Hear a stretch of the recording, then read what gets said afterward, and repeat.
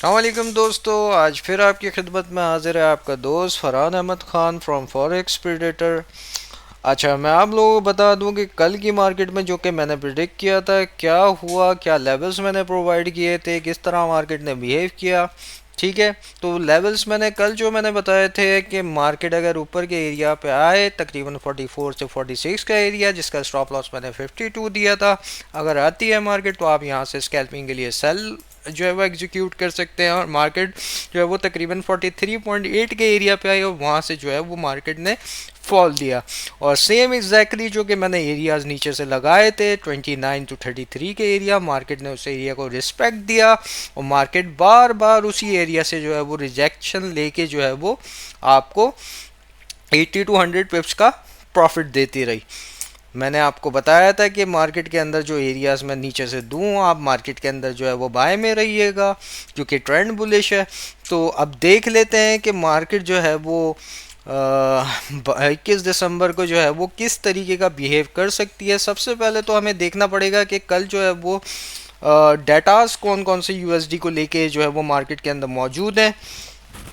तो कल जो है वो 21 दिसंबर है, ट्यूसडे वाला दिन है। तो पाकिस्तानी टाइम तकरीबन 6:30 बजे के टाइम पे जो है वो फाइनल जीडीपी का डाटा है, जिसकी कंसेंसस जो है वो तकरीबन जो है वो 5.2 है, सिमिलर एज प्रीवियस है। तो ये देखा जाएगा कि मार्केट में ये डाटा जो है वो हायर साइड आता है या लोअर साइड आता है। मैं डाटा के बारे में डिटेल डेप्थ तो नहीं बता सकता आप लोगों को, कि अगर मैं डेप्थ बताने के लिए बैठूंगा तो जो है वो ज़्यादा जो है वो वीडियो लंबी हो जाएगी। और हमारे पास जो है वो अनएम्प्लॉयमेंट क्लेम्स का डाटा भी कल आपको देखने को मिलेगा। तो वो तकरीबन उसके कंसेंसस भी ज़्यादा के हैं, जो कि डॉलर के लिए पॉजिटिव हो सकता है और गोल्ड के लिए नेगेटिव हो सकता है। तो चलते हैं हम अब कल के लेवल्स की तरफ। तो मैं जल्दी जल्दी आपको जो है वो कल के लेवल्स मार्कआउट करवा देता हूँ कि आपने किन किन एरियाज़ को देखना है और ऑब्जर्व करके अपनी ट्रेड को प्लान करना है और एग्जीक्यूट करना है। तो सबसे पहले तो लेवल्स वही हैं जो कि मैंने कल आपको बताए थे कि मार्केट जो है वो 44 के एरिया को काफ़ी टाइम से रिस्पेक्ट दे रही है। तो सबसे पहली रेजिस्टेंस एरिया तो आपके पास 44 से लेके 46 का एरिया है, अनटिल एंड अनलेस कोई H4 कैंडल जो है वो इस 43 के एरिया से ऊपर क्लोज नहीं हो जाती। अगर कोई H4 की स्ट्रॉन्ग बुलिश कैंडल या H1 की स्ट्रॉन्ग बुलिश कैंडल इस एरिया के ऊपर क्लोज हो जाती है तो आपने आंख बंद करके बाय ले लेनी है, जिसका टारगेट जो है वो हमारा तकरीबन लगा लें तो 55 से 58 का एरिया तक हो सकता है। ठीक है, फिर अगर यहाँ से हमें कोई इंडिकेशन मिलेगी, यहाँ से कोई डॉजी कैंडल मिलेगी, तो हम यहाँ से फिर सेल की ट्रेड को एग्जीक्यूट करेंगे अनटिल एंड अनलेस हम जो है वो सेल की ट्रेड को एग्जीक्यूट नहीं करेंगे। ठीक है, तो जल्दी जल्दी से मैं दूसरा सिनेरियो बता देता हूँ कि हमें सेल कहाँ से लेनी चाहिए और सेल के लिए प्रेफर्ड एरिया कौन सा है।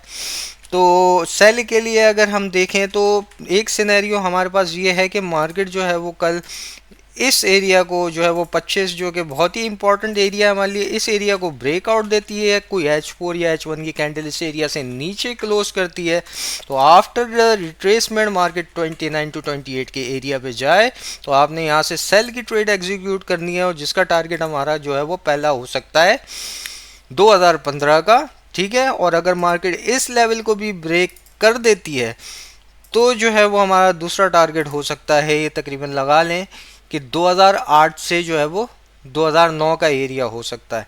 ये भी काफ़ी स्ट्रॉन्ग जो है वो सपोर्ट एरिया का काम कर सकता है, लेकिन डिपेंड करता है कि फंडामेंटल किस टाइप का आया कि बहुत स्ट्रॉन्ग जो है वो डॉलर को जो है वो पॉजिटिव किया जाए और गोल्ड को नेगेटिव किया जाए, तो फिर हमें मोहतात होकर ट्रेड करनी है। मैं आप लोगों को बार बार बोलता हूँ कि न्यूज़ टाइम पे जो है वो आप ट्रेड ना लिया करें, क्योंकि जो है वो मार्केट को स्टेबल होने में तकरीबन जो है 1.5 से 2 घंटे लगते हैं। उसके बाद अगर आपको जो है वो मार्केट अपने एरियाज़ पे मिले तो वहाँ से जो है वो स्ट्रिक्ट एसएल के साथ आप जो है वो अपनी ट्रेड को एग्जीक्यूट करें जब तक मार्केट जो है वो इस एरिया से ऊपर है। ठीक है, इस एरिया से ऊपर है। अगर आपको छोटे टाइम फ्रेम में जो है वो कोई रिजेक्शन मिलती है तो आप इन एरिया से जो है वो बाय जो है वो ट्राई करें जब तक ये एरिया वैलिड है।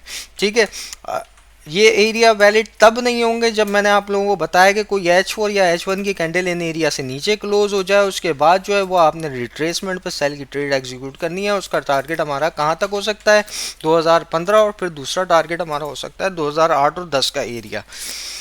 ठीक है ट्रेडर्स, तो जिस तरीके से मैंने आप लोगों को बताया कि कल की मार्केट ने बिहेव किया, अभी भी मार्केट इन रेंज और एक रेंज बाउंड के अंदर मूव कर रही है। तो जब तक जो है वो इस रेंज के अंदर मार्केट मूव कर रही है तो आप जो है वो स्कैल्पिंग करते रहें। ठीक है, स्टॉप लॉस आप यूज़ करें, इस एरिया से ऊपर का स्टॉप लॉस यूज़ करके सेल की ट्रेड को एग्जीक्यूट करें, और इस एरिया से नीचे का स्टॉप लॉस यूज़ करके आप बाय की ट्रेड जो है वो एग्जीक्यूट कर सकते हैं। ठीक है, जिस जिस तरीके से जो है वो यूएस की हॉलीडेज करीब आती जा रही है, ईयर एंड आता जा रहा है, जो है वो मार्केट के अंदर वॉलेटिलिटी कम होती जा रही है, लेकिन फिर भी कोई भी फंडामेंटल एस्पेक्ट, आया वो वॉर का हो या कोई भी फंडामेंटल न्यूज़ हो, वो मार्केट के अंदर जो है वो इम्पैक्ट लेके आ सकती है। तो बड़े मोहतात हो के आप लोगों ने ट्रेड करना है, एरियाज आप लोगों को पता है, प्रोवाइड कर दिए गए हैं। ठीक है, हैव अ सेफ ट्रेड। मुझे इजाज़त दीजिए, आपका दोस्त, आपका भाई फरहान अहमद ख़ान। अल्लाह हाफिज़।